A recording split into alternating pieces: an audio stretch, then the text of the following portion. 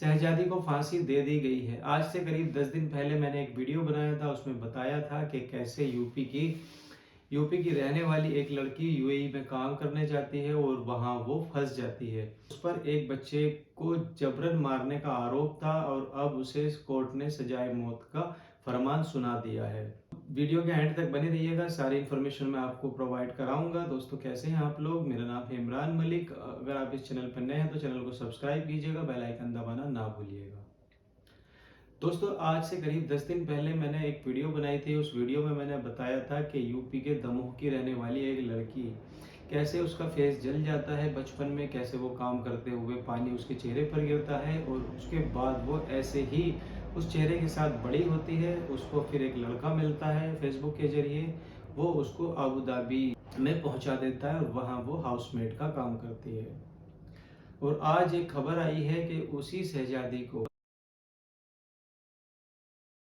आज से करीब 10 दिन पहले जो बनाई थी, तो उसमें बताया था कि कैसे 14 फरवरी को अबू धाबी की जेल से कॉल आता है और वो था शहजादी का कॉल। अबू धाबी की जेल से कॉल आता है शहजादी के माता पिता के पास और वो बताती है कि ये मेरी आखिरी बातचीत है और इसके बाद मुझे कल फांसी दे दी जाएगी। तो तकरीबन 10 मिनट का समय उसको मिलता है ये बताने के लिए कि कैसे कैसे उसको फांसी दी जाएगी और क्या क्या प्रक्रिया होगी। उसमें शहजादी बताती है कि आज 14 फरवरी है, 14 फरवरी की रात है। जेल के मैनुअल में, जेल के हिसाब से जेलर आए थे और जेलर ने हमें बताया कि कल 15 तारीख यानी कि 15 फरवरी आपकी फांसी का दिन है। अगर आपकी जो भी इच्छा है आप हमें बता दीजिए, हम वो पूरी करेंगे। इसमें शहजादी कहती है कि मुझे अपने वालिद वालिदा से बातचीत करनी है। तो उसके बाद जेलर मैनुअल के हिसाब से उनको एक नंबर देते हैं, एक फ़ोन कॉल देते हैं और उसके अंदर जो टाइमिंग होता है वो मात्र 10 मिनट का होता है कि आप इस नंबर से कॉल कीजिए और बात कर लीजिए। उसके बाद तमाम तरीके की बातें सामने आने लगी थी कि शहजादी की जब कॉल आई थी तो पूरी रिकॉर्डिंग सोशल मीडिया पर वायरल थी।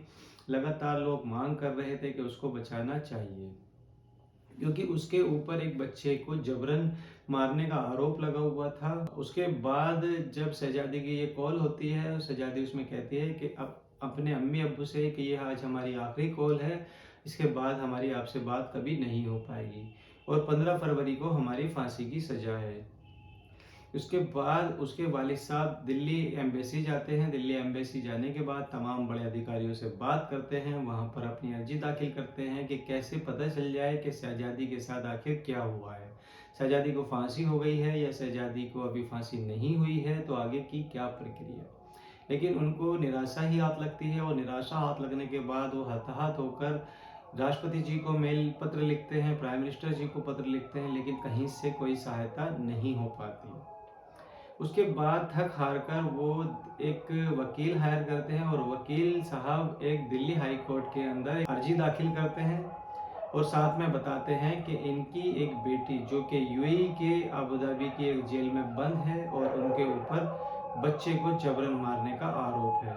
जैसा इन्हें बताया गया है कि 15 तारीख को उनकी बेटी को फांसी दी जा चुकी है, लेकिन कोई भी बड़ा अधिकारी, ये इंडियन एम्बेसी के चक्कर लगा चुके हैं, ये कंफर्म करने के लिए बिल्कुल तैयार नहीं है कि आखिर शहजादी के साथ हुआ क्या है। फरवरी 2025 को जब ये अर्जी दाखिल की जाती है दिल्ली हाई कोर्ट में, तो दिल्ली हाई कोर्ट इसको एक्सेप्ट कर लेती है और उसके बाद कोर्ट गृह मंत्रालय को एक पत्र लिखती है और उसमें कहती है कि इसकी जो जानकारी है वो आप हमें 3 मार्च तक देंगे। 3 मार्च यानी कि सोमवार तक इसकी जानकारी आप हमें देंगे।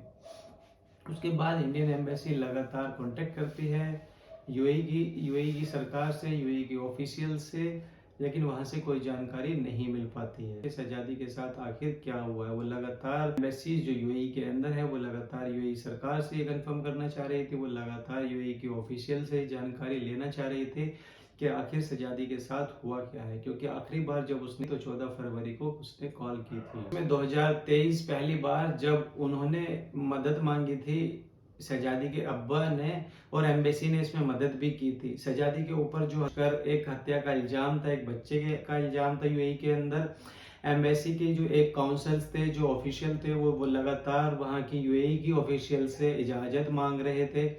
इजाज़त के लिए उसके बाद वो 29 अप्रैल 2024, उसके बाद फिर 5 जून 2024 और उसके बाद 4 अक्टूबर 2024 को वो जेल गए और वहां पर जाकर वो शहजादी से मिले थे। मतलब 3 बार उनको एक्सेस दिया गया भारतीय एम्बेसी के लोग को, वो वहां जाकर शहजादी से मिले।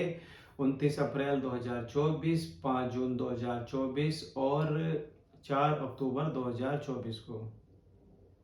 और ये इसलिए मिले क्योंकि उन्होंने एक्सेस दिया था उस जेल में जाने के लिए कि आप शहजादी से मिलिए और जो भी मदद हो सकती है आप मदद कर सकते हैं। इसके बाद इंडियन एम्बेसी यूएई अथॉरिटी के साथ लगातार संपर्क में था, वहां से बातचीत कर रहा था। एम्बेसी ने 2 बार मर्सी पिटीशन दाखिल की थी और इसमें ये कहा गया था कि आप इसके बिहाफ पर आपका जो भी यूएई का कानून है उसके तहत आप शहजादी को फांसी से बचा सकते हैं, जो भी आपका कानून है। उसके बाद 2 सितंबर 2024 को ये अर्जी फिर से दाखिल की थी दोबारा।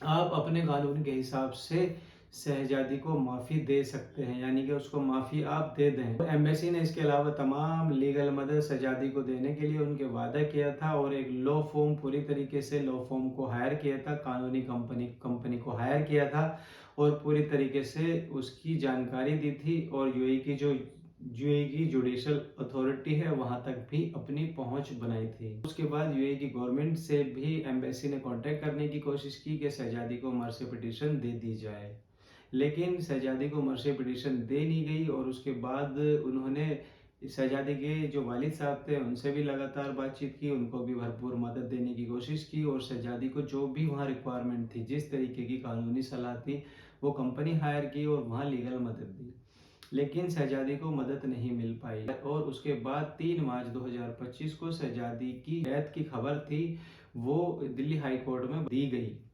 लेकिन इसमें एक सबसे महत्वपूर्ण बात यह है कि जो एम्बेसी को इन्फॉर्मेशन आई है, 26 फरवरी 2025 को ये अर्जी दाखिल की गई थी दिल्ली हाई कोर्ट,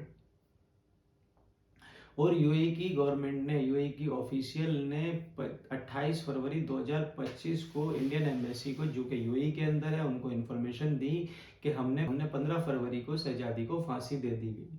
अब इसमें सबसे बड़ा सवाल ये उठता है कि जब आपने फांसी दी है, वो दी है आपने 15 फरवरी को और आप जानकारी दे रहे हैं 28 फरवरी को, यानी कि पूरे 13 दिन के बाद।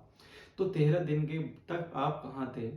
दूसरी बात इसमें सबसे बड़ी ये है कि जब किसी भी इंटरनेशनल व्यक्ति को, यानी किसी भी फॉरेनर को फांसी दी जाती है तो उसकी पूरी प्रक्रिया होती है, उसके घर वालों को इन्फॉर्म किया जाता है, फांसी से पहले सारी जानकारी दी जाती है। वो जो वहाँ पर एम्बेसी होती है, उस एम्बेसी को इन्फॉर्म किया जाता है कि आपकी कंट्री का ये नागरिक है, हम इसको फांसी दे रहे हैं। लेकिन ऐसा कुछ भी नहीं किया गया, ऐसी कोई इन्फॉर्मेशन एम्बेसी के पास नहीं थी, ना ही ऐसी कोई इन्फॉर्मेशन उसके वालिद साहब के पास थी। जो इन्फॉर्मेशन थी वो शहजादी ने ही दी थी कि 15 तारीख को फांसी हो सकती है। क्योंकि इसमें सबसे बड़ा महत्वपूर्ण सवाल ये था कि कई बार शहजादी की फांसी टल चुकी थी, अब इस बार भी टलेगी या शहजादी को फांसी हो जाएगी, इस पर बड़ा सवाल था। उसमें यह भी बताया गया कि 28 फरवरी को, 15 फरवरी को हमने फांसी दे दी है और 5 मार्च तक शहजादी का जो शव है मॉर्चरी में रखा हुआ है और 5 मार्च के बाद हमारे कानून के हिसाब से उनका दफीना कर दिया जाएगा। अगर 5 तारीख से पहले पहले कोई भी उनका रिश्तेदार, उनका फैमिली मेम्बर अगर यूएई आता है तो वो उनकी लास्ट राइड में, यानी कि उनके दफीने में शामिल हो सकता है। उसमें एक नंबर भी दिया गया है, कॉन्टैक्ट नंबर। अगर उनके कोई परिवार वाले कॉल करते हैं तो इस नंबर पर वो कॉल करेंगे। उसके बाद हमारा एक व्यक्ति उनको वहां तक लेकर जाएगा जहां उनका दफीना होना है। वो अपनी बेटी या अपने रिश्तेदार में, जो उनकी रिश्तेदार लगती थी शहजादी, उस दफीने में शामिल हो सकते हैं। अब इसमें सबसे बड़ा सवाल ये है कि आखिर 13 दिन तक वो लोग कहाँ थे?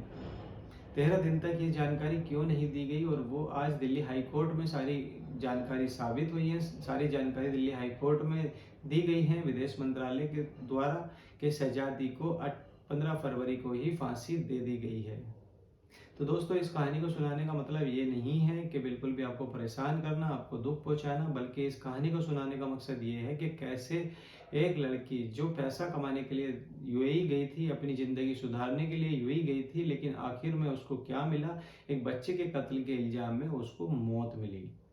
तो सबसे ज़रूरी यही है कि आप पढ़ाई पर ध्यान दें, आप पढ़ें और उसके बाद ही किसी अच्छे काम में जाएँ, क्योंकि वो मेड का काम करने वहाँ गई थी और वो ठीक से कानूनी सलाह भी नहीं ले पाई थी, उसको ठीक से वकील भी हायर नहीं हो पाया था क्योंकि वो इतनी पढ़ी लिखी भी नहीं थी। तो सावधान रहें, सतर्क रहें, तब तक मिलते हैं अनदर वीडियो में। जय हिंद।